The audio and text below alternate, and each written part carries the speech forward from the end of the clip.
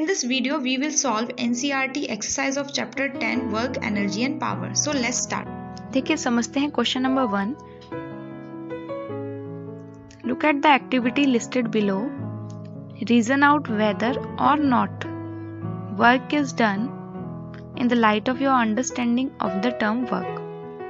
यानी कि क्या दे रखा है आपको, कुछ एक्टिविटीज दे रखी है, आपको बताना है कि किस में वर्क हो रहा है या नहीं हो रहा है, जो भी आप वर्क से समझते हैं. तो देखिए इसमें सबसे पहला दे रखा है Suma is swimming in a pond, यानी कि एक कोई व्यक्ति है जो कि क्या कर रहा है, पॉन्ड में स्विमिंग कर रहा है.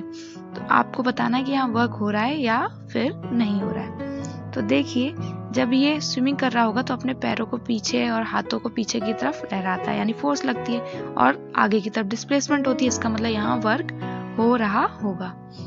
तो यहाँ हम लिख देते हैं वर्क हो गया, टिक लगा दिया. अब नेक्स्ट केस देखते हैं.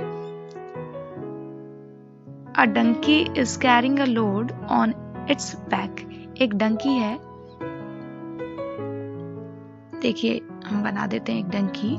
अब इसके बैक की हम क्या करते हैं, लोड रख देते हैं. अब ये जो लोड इसने रखा हुआ है इसका वेट डाउनवर्ड डायरेक्शन में लगेगा. ये होगी हमारे फोर्स. डिस्प्लेसमेंट हमारी हो नहीं रही, इसका मतलब यहाँ पर वर्क डन नहीं होगा. ओके,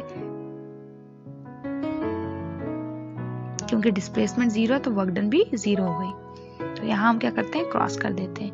अब देखिए next case. A wind mill is lifting water from a well. इसका क्या मतलब हुआ, मान लेते हैं हमारे पास कोई वेल है, इसमें पानी भरा हुआ है और इस पानी को हम ऊपर की तरफ लिफ्ट कर रहे हैं. तो हमारा क्या हो रहा है, यहाँ फोर्स लग रही है और डिस्प्लेसमेंट भी हो रहा है. इसका मतलब यहाँ पर वर्क डन होगा. तो यानी कि इस केस में हमारा क्या हो जाएगा, टिक कर देंगे हम, क्योंकि यहाँ वर्क डन हो रहा है. नेक्स्ट केस देखते हैं. Green plant is carrying out photosynthesis. अगर ग्रीन प्लांट देखिए फोटोसिंथेसिस कर रहा है तो क्या होगा, आपकी मान लेते हैं लीफ में फोटोसिंथेसिस होती है. अब आपको लीफ क्या घूमती फिरती दिखती है, नहीं ना, तो वहां पर डिस्प्लेसमेंट ही नहीं है, यानी कि आपका क्या होगा, वर्क डन 0 हो जाएगा. तो आपके डिस्प्लेसमेंट 0, तो वर्क डन 0 हो जाएगा.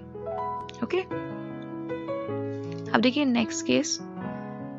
N engine is pulling a train. तो इसको समझते हैं. तो हम क्या करते हैं, एक इंजन बना लेते हैं. ये इंजन क्या कर रहा है, ट्रेन को पुल कर रहा है. एक पर्टिकुलर डायरेक्शन में करेगा, फोर्स लगाएगा, उसी डायरेक्शन में ये क्या कर रहा है, डिस्प्लेसमेंट ट्रेन कर रही है, यानी कि फोर्स भी है डिस्प्लेसमेंट भी है, तो यहाँ वर्क हो रहा होगा. तो यहाँ हम टिक कर देते हैं. अब नेक्स्ट केस देखिए. Food grains are getting dried in sun. तो हमने क्या किया, सन में यानी कि धूप में हमने क्या कर दिया, फूड ग्रेन्स को रख दिया, अनाज को रख दिया सूखने के लिए. तो वो क्या डिस्प्लेसमेंट करते हैं, अपनी अपनी जगह ही रहेंगे ना, कहीं भागेंगे तो नहीं. यानी कि सन की वजह से यहाँ पर कोई भी डिस्प्लेसमेंट नहीं हुआ, और अगर यहाँ कोई भी डिस्प्लेसमेंट नहीं हुआ तो वर्क डन क्या होगा, नहीं होगा. तो क्रॉस लगा दिया हमने. अब देखिए last. A sail boat is moving due to wind energy. तो देखिए हम क्या करते हैं, पहले तो ये बना दिया पानी जिसमें हमारी सेल बोट जो है क्या करेगी, सेल करेगी.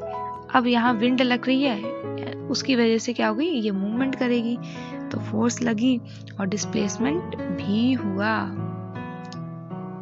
और अगर फोर्स लगी और डिस्प्लेसमेंट भी हुआ, इसका मतलब वर्क डन होगा. तो यहाँ हम टिक कर देंगे. तो आई होप आपको ये सारे केसेस समझ में आ गए होंगे. Thank you.